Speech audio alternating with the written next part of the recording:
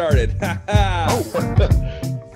Welcome to X Garage. Thank you for joining us today. Once again, I got my fancy cup of coffee. Ooh, so lovey-dovey. Wow. Heath, Wow.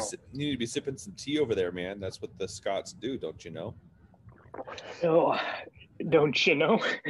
Don't you know? I'm sipping some water here, some Scottish water. Scottish? Straight out of the Scottish tap.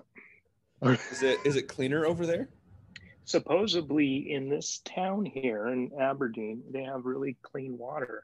It actually, I would say, by the taste of it, I think we're Spokane getting like has, the fine water critique here. Yes, I think Spokane has a better tasting water. I know Spokane is known for some decent water. If you've been down to Florida and tried their water, that would put things into perspective for you. Or parts of California. Have you been to Florida before? Oh yes, 6 months of drinking that tap water, which you don't do. What you do is you buy bottled water when you're there. Real hidden secret there of the Theosophy movement. Yeah, you want to get the bottled water. But anyway, here I'm drinking out of the tap, so I can save a little money. There you go. There you go. Thank Ethan, you, Scotland. What are you drinking, Ethan? I'm actually drinking nothing. Yeah, I'm just drinking in this wonderful situation right now. Yeah, that's wonderful. Ooh, that was well said. Well done. Wow, that's awesome. Cool. So, Ethan, you got some stuff for us regarding the movement, the Theosophical Society, and their potential influence on movies. Is that right? Yeah. The movement, the philosophy, the religion, we could say, even though they probably would shirk away from the religious tag on their philosophy. Maybe not. I don't know. Anyway, interesting observations over the week. I started out watching some mind-bending theosophy conference sort of talk situations about the Bible and theosophy and how they kind of join together, and then decided to sort of analyze some of the media that I've ingested over the last decade, I guess you could say, or a couple decades. I don't know how long. Anyways, I've watched a lot of movies in my time. I was a film major in college, as alongside of my Bible major, and so this has always been one of those points where I like to delve into. So I don't know, some of you guys who might be up with the times, there's a new TV show coming out on Disney Plus. The only reason I have Disney Plus is because I had a Verizon plan, so I don't particularly support Disney, but they came out with a show called WandaVision. I was like, I'll give it a shot because it was interesting. But there's a character in it called Vision. If you guys are familiar with, I think it's the Age of Ultron Avengers movie that came out. It's called what was it? WandaVision. WandaVision. Yeah. Yeah, so there's actually that's two different characters in the TV show. It's Wanda, and then Vision, and they're like it's done like starts out like a 50s sitcom, like really it's all black and white, and everything is beautiful. It's like they've got this perfect household, and kind of plays like a Dick Van Dyke show or a I Love Lucy kind of feel. Anyways, that's besides the point because we're talking about theosophy. But the character Vision is an artificial intelligence created by Tony Stark that and there's actually two sides, and there's Ultron and there's this Vision, and they sort of, it's like the next step in human evolution, and one is benevolent and one is not. Anyways, this kind of all harkens back to this idea of the Theosophical Society of If you know that some of the lore of the Marvel universe, Vision has one of the stones, the Infinity Stones, in his head, and so it's the Spirit Infinity Stone, and so it's sort of this spiritual evolution that he goes through, as opposed to the Ultron, who is purely, I guess you would say, he's not, he doesn't have that hidden knowledge that Ultron has, and so he brings peace to the world. But at the same, where Ultron is trying to just destroy the previous human, all human civilization, actually by creating a meteor and crashing it into the earth, and destroying all humanity. So this once again is sort of this idea, that we find in the Theosophical Society, of this spiritual evolution, which I think we talked about, in pertaining to their music in the last video. So I don't know if you guys have any comments on that so far. You guys can, yeah. So the one individual who has the insight is the one that can bring the restoration. Is that correct? Yeah, bring restoration, bring peace. Yeah. Peace. And then the other one is the one planning involved in the destruction the fall. The fall of man. And it's interesting because they sort of equivocate this idea of the God or whatever, that God is sort of equivocated with Ultron, and sort of this destructive God who discovers that humans are trying to escape this, into this next level of humanity, and is afraid because they're creating this being, that is Vision, and that he is going to bring this about this peace or whatever. And so the Ultron is trying to destroy the Vision, and there's this battle back and forth, and there's actually a point in the movie where Vision actually makes the God claim. He actually says, "I am," which is really interesting language, and sort of this claiming that he is the new God to be able to create the next.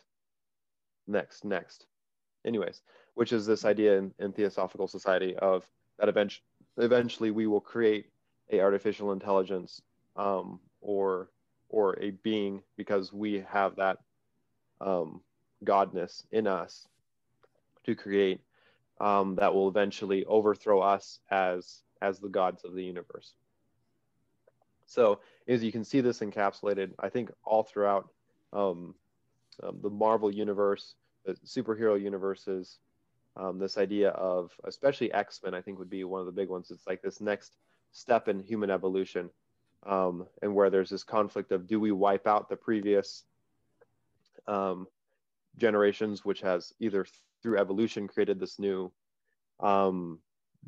human, or do we, so how do we tie this back to the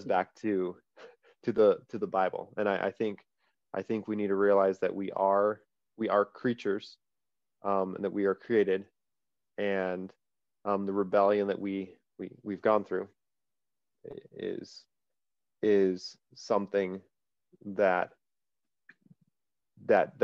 deserves death, like Ultron saying, well, there's all these sins of man, and he sees the intention of all human beings and says they deserve death because they're going to kill everything. And there's interesting line in the movie where I think it's Vision says, but you miss the fact that human ingenuity, to try to solve their own problem is what makes them worth saving. So anyways, it's this whole question of once again, this revealing of this hidden knowledge to sort of push humanity into this new state of peace. Yeah. So it was that's what my research drudged up this week. Yeah. Do you know the creators behind that film? Did you say they have any relationship to Theosophy? Or do you know anything about their background beliefs? I don't really know. All I know is as we go through Theosophy, it's literally like some of the movies I've watched, it's like play-by-play sort of ideas like pulled from Theosophy. I think it's reading about Theosophy early on, one of the statements they made was you can be a Theosophist and not know it, because you have that advanced knowledge or evolved spiritual knowledge. Yeah, for them it's that, if you go into their narrative with Lucifer, the divine light bearer, or the light bearer that sacrificed himself to come down and give us this rational spiritual mind to uplift our moral condition and to progress humanity into this world peace.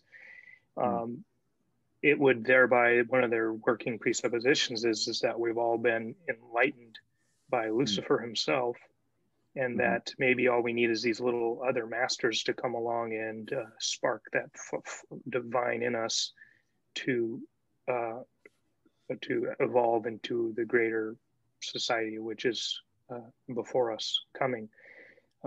So I think you're right there. I would wonder, you're right. I think because I personally see, and I'm sure we all do, but in my research, I did find that a lot of this worldview is so grounded just in the rebellion of man against God himself and as revealed in Christ, that it is the natural disposition to find peace apart from God. That's really been the biblical narrative of sin, is this autonomy where humanity knows that peace is good. We know that life is good, and yet the biologists, these secularist thinkers, they all know these sayings, but they don't want it on God's terms. As they study nature, as they study philosophy, they know, okay, we need peace, we need structure, we need order, we need society. How do we get there? But we're not going to go to Christ's word. Or we'll use him on our terms. That's essentially what this movement is really doing. We're going to take the Bible and we're going to reinterpret who Satan is on our and use it on our terms, which tells us that essentially that by biblical standards they are following the prince of the power of the air, which all the sons of all of humanity, apart from repenting and trusting in Christ, is following. So back to the point, I would agree that for other reasons than that everyone is in some sense in the system. Yeah, no, and I would agree with that. Especially, you can just see there's definitely been a thrust in modern spiritualism to synthesize religion and basically take what is similar, and like I could look around the room and see a similarity between a couch and a person, because maybe they're wearing a piece of fabric that looks the same. That doesn't make the chair and the person the same thing. And I think that, but that is the thinking between modern spiritualism, is this idea of is how can we find unity in the absolute disunity of our religions, besides there being, of course, the moral law written on our hearts, which I feel like bleeds into different religions. Plus, it's hard right now historically to study a lot of these ancient religions, because there has been a shroud of Christianity cast over the last 2,000 years, and when we now only now are able to study a lot of these ancient religions, it may be hard for us to pierce through the fact that there has been this shroud of Christianity cast over all these ancient religions. And so how do we know that what we are seeing in these ancient religions is because of the Christian influence on them, or Judaic influence on them, or is it because they were actually there was actually similarities between everyone wants a piece of Jesus. Yeah, exactly. There's Buddhism, Hinduism, Islam, any of the major religions. They all want a piece of Jesus in there, except for Judaism. Yeah. You have to deal with them. No, I find it super interesting.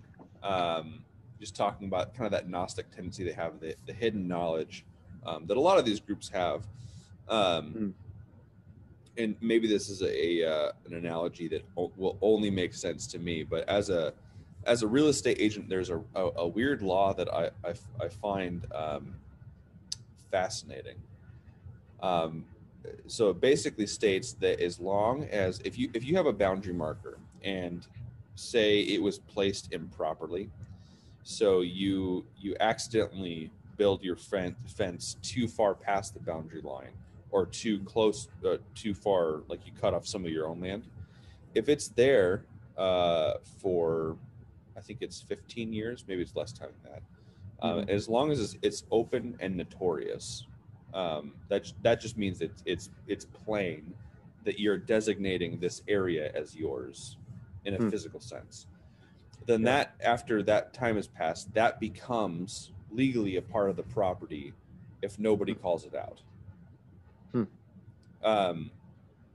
And so I find that the Christian religion tends to operate more along that assumption that God has made himself open and notorious, like not in an evil sense, but in like a he has made himself plainly known through nature.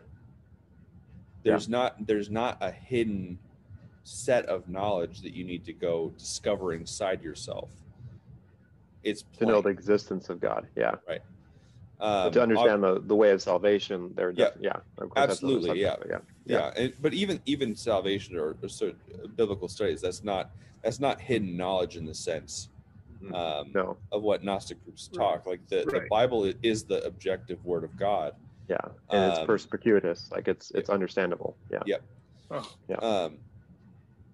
As opposed to the salvation of, whether it's like in that movie or other groups that you see have a similar tendency. This hidden knowledge is the answer to the salvation of mankind.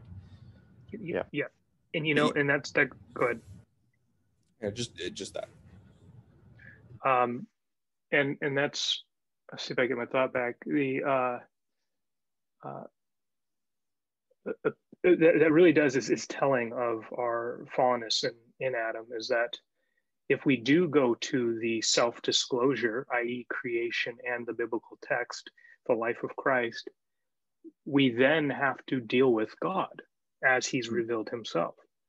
So I think with these other religions that tend toward the secret hidden knowledge, or completely arbitrary, making knowledge arbitrary based on my self-opinion, which is where ultimately the Enlightenment movement went, and is now we're seeing it as all over in the universities, as the self as a starting point, and knowledge really, so I don't need to go on all that. But the point is that if we generally do fall into the objectivity of knowledge, we are then having to deal with God. And we are then having to answer to what he has disclosed. And I think that's why we find in all these other religions, whether it's all these ones we've studied, even going back to Wicca, going back to Ron Hubbard and Scientology, or even the Black Hebrew Israelites, they all have a starting point of some either angel or something else that gives them revelation that is contrary to the revelation before us in creation and the text. It's the only way to continue to suppress the truth of God.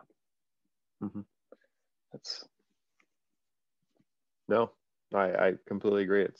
It's once again, it's dredging up some sort of secret knowledge that doesn't make sense according to the definite and obvious revelation of God, that you can, it's inventive ways of trying to suppress that's the way to put it. Maybe to give our viewers a real easy example would be like, and we hear this in others, it's just a common example for many things, but I could have, say you have someone going to the hospital, they have a terminal illness. Well, they can tell themselves all day long that they just need a sling and a cast and maybe some vitamins. And then they could believe and tell themselves that they're healed, or that they're being healed. They're in the process of healing. We see that even today in a lot of psychology is they're pushing medications on people quite quickly, and or just telling people to think a different way rather than actually going back to some of the source and core issues of the heart and dealing with things. I think that's what's going on, is people can actually construct ways in which to comport and live in this world on false realities. It's just what we do. It's what Satan did in the beginning with the temptation. He put into question God's word by a faulty, by suppressing evidence to bring about a faulty proposition, and thus the fall. And I think that's exactly what we see, is you can manipulate, you can take what is true and put it into false conception, into a false structures and yeah, kind of feel like I'm belaboring. Yeah, that's good. Cool. Do you guys have any closing thoughts on this topic? No, I don't. If anyone has any I last think words. I closed my thoughts out. Yeah, I think I. Yeah. Cool. All right. Hey, well, thank you for joining us on X Garage, guys. We'll see you next time, and we'll be here with likely a new topic. X Garage. So, X Garage. Yeah. Garagio. Garagio.